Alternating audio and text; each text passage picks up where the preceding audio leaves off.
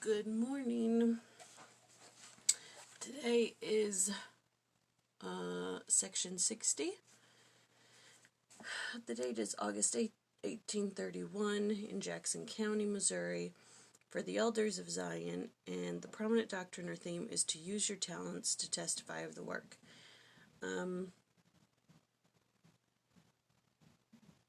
Where are we? Oh, we're way over here on the other side. Oh yeah. That's a long way. Anyways, today is just verses 1 through 8. It seems like the sections are kind of short this week, but that's okay. There's stuff in there for everybody. And I haven't finished the podcast yet, but what I am understanding from the 20 minutes I've watched so far is that this revelation was given because the missionaries were sent to preach along the way until they got there, but some just moved so quickly that they didn't preach along the way.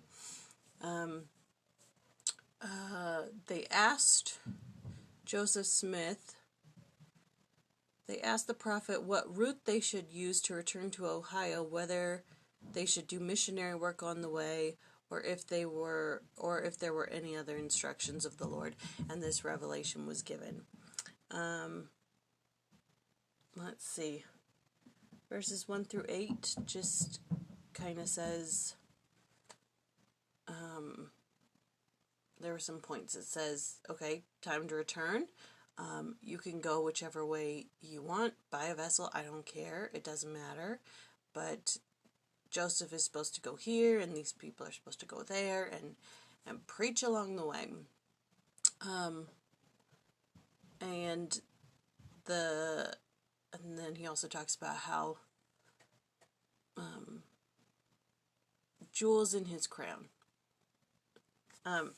Anyways, the sense that I'm getting from this section is that, these people, they're like, the prophet says, okay, here's Zion, let's go to Zion. But, they say in the podcast that it's a month-long journey. It's 1,000 miles.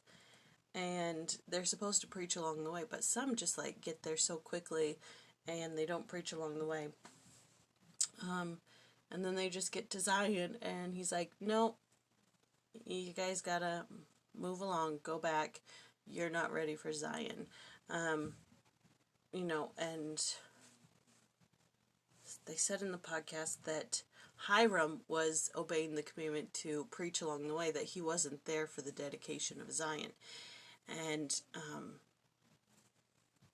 it's like,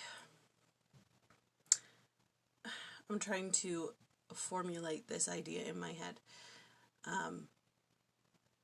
The Lord gives a commandment to go to Zion, but he says you have to do these things along the way. Like, you start here and you have to preach along the way, you have to share the gospel to everybody, so that by the time you get to Zion, you're worthy of it. But some people are just like, oh, go to Zion? Okay. And then they get there and it's like, no, you're not ready. You're not prepared for Zion. So,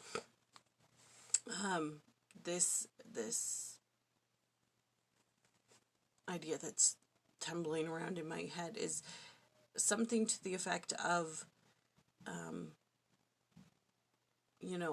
are we a covenant people? Are we a temple people? Are we living the life? Are we doing the things along the way? Or are we just like A to B?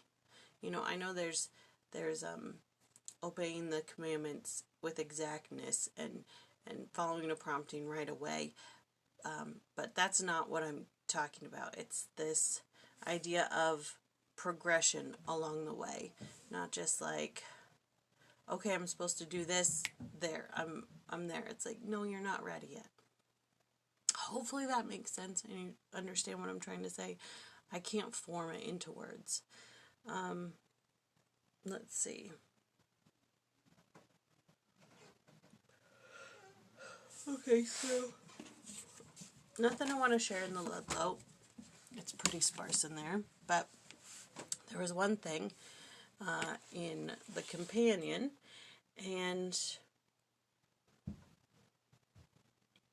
well, there's more in there, but the one thing I want to share today is one of the main themes. It says, as for their means of transportation, these men were instructed to make their own decision. It mattereth not unto me. This is a significant statement in this section. In life, some things just do not matter. And sometimes when we do not get the promptings concerning certain details, it may be because any option is acceptable to the Lord, or that there might be no spiritual disadvantage or advantage of one option over any other. This I like because it's saying sometimes things just don't matter. You know, this thing or that thing, these things that we think might be a big, huge deal, they don't matter. He couldn't care less about these things. You know, it's like, oh, well, what about this and what about that, and oh, this and that, and so and this and that, and it's like, doesn't matter. He doesn't care. Do whatever. Not in this passive way, but it's like sometimes things in life just don't matter, and we have to figure those things out, and which ones we're going to spend our energy, time, and talents on, and which ones we're going to let go by the wayside because they have no advantage in our life whatsoever. So anyways, that's all I've got for section 60, verses 1 through 8. We'll see you tomorrow.